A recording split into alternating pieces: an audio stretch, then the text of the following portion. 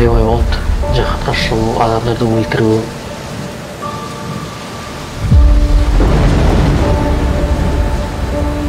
Өз-өзімді жарып жүргім келді.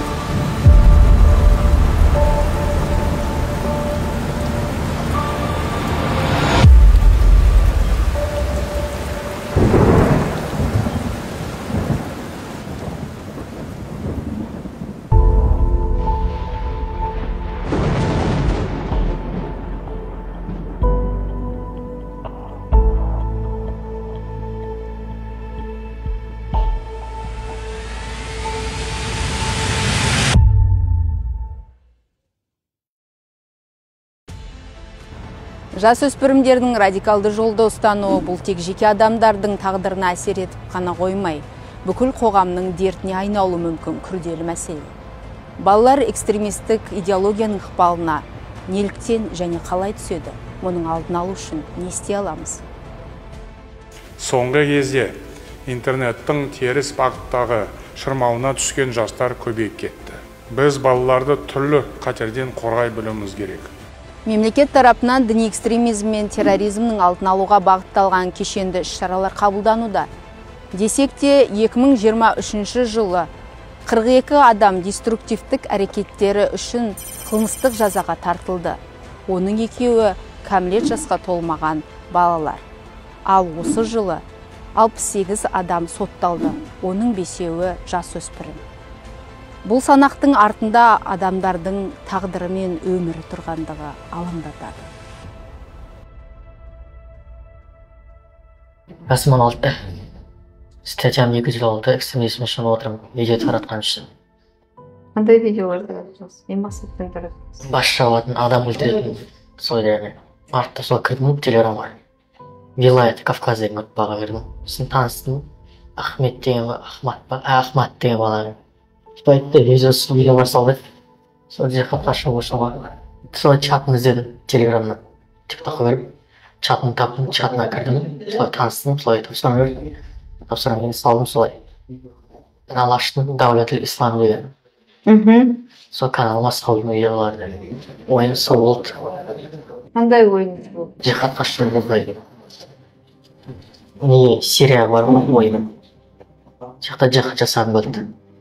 Маған видео көрсетті, мамамна қарай видео, телеграмнан видео келді, маған видео көрсетті. Ішінде біреуді басын кесіп жатыр, біреудің басын кесіп жатыр. Ой, мен айттым, сосын ондай внимание обращать еткен жоқпын да. Ой, біздерді бұлардың талайын көріп садық қой баяғыда.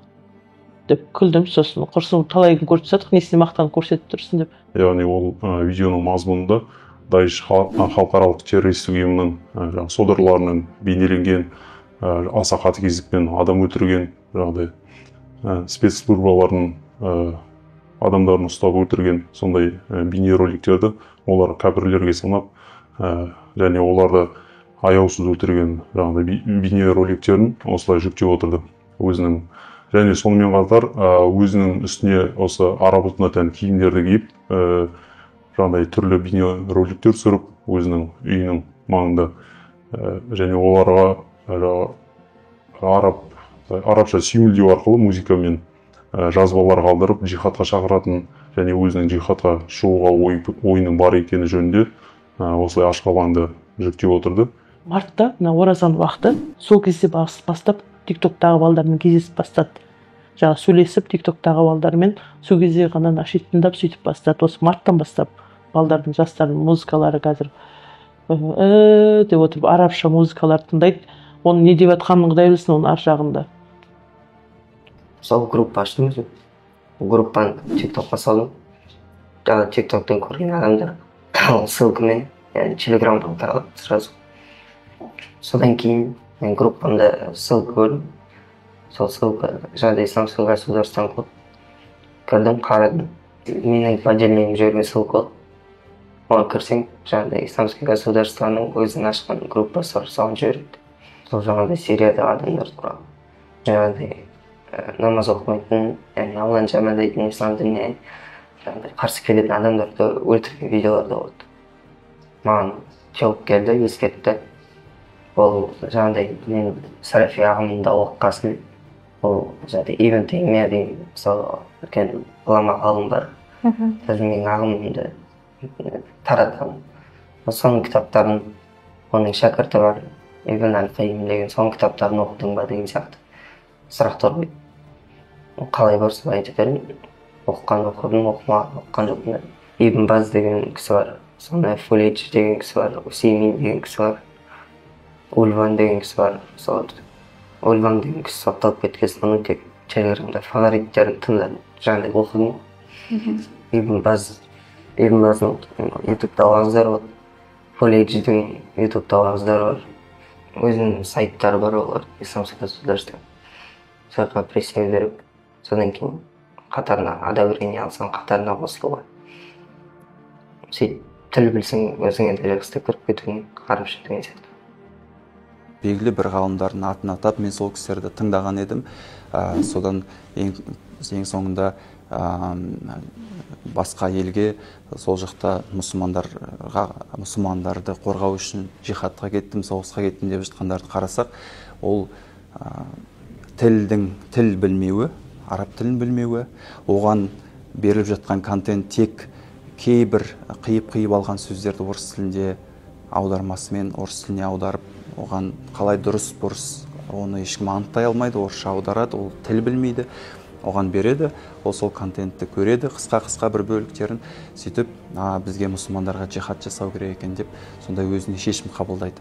Пайғамбар саллаллаху алейхи бір сөзінен қарасақ, ар-рахимуна ярхамухумур-рахман дейді. Мейірімділерге Алла Тағала мейірімді болады деді. Ирхаму ман фил ард, жердегілерге мейірімді болыңдар. Ярхамукум ман фис сама, сонда сендерге көктегі мейірімді болады дейді. Сонда қалай ислам дінін алып қарасақ та, пайғамбарымыз саллаллаху алейхи өмірін бастан аяқ алып қарасақ та, мейірімге шақыратын дін. Бірақ жихад деген өз кезінде болған, мұсылмандарға қарсы жау келген кезде мұсылмандар оларға қарсы соғысқан, бірақ ғалымдар айтады, ол жихадтың екі түрі болады. Әл-жихаду біл-Құран, әл-жихаду біл-хадид дейді. Темірмен болатын, немесе Құранмен болатын жихад дейді. Ал мұсылмандарға міндет болған негізгі ол Құранмен болатын жихад, яғни Құранды үйрену, оған амал ету, өзінің нәпсісімен күресу және жақсылықты айналасына тарату. Біздің сауатымыз жоқ болғасын, балада діни сауатты қайда болсын. Біздер сауатсызбыз. Неге қаралып жатыр? Ондай заң бар екенін де білмейміз ғой, шынына келгенде ондай заң бар екенін білсек, өйтіп комментария жазуға болмайды, ондай видеоға қарауға болмайды деген заңды білсек, біздер ол балдарды өйтіп жіберіп қоймас едік қой негізінде. Біз егер шариғатпен алсақ, біз білеміз, талабул илми ва фаридатун ликулли муслим деген бізде хадис бар. Пайғамбарымыз саллаллаху алейхи ва саллям айтады, мұсылман адам үшін білім алу әрбір мұсылман үшін парыз дейді. Ал білім ол бағанағындай үлкен діни немесе кез келген қателіктің алдын алатын, жалпы адамның көзін, көкірегін ашатын, ақиқат пен жалғанды көрсетіп беретін ол білім. Абай атамыз айтады, Құдайдан бала тілейсің дейді. Ол бала өзің сияқты ит болғаны қалайсың ба дейді. Немесе ол бала сенің болашағыңнан саған Құран оқығаны, немесе малыма еге болсын деп қалайсың ба дейді. Сол үшін баланы тіледің ба дейді. Яғни баланы Алла Тағала бергеннен кейін ол баланың тәрбиесіне ата-ана жауап бер. Ата-ана ең бірінші сол баланың болашағы үшін, тәрбие үшін сұралады. Ата-анаға берілген әрбір бала оның аманаты.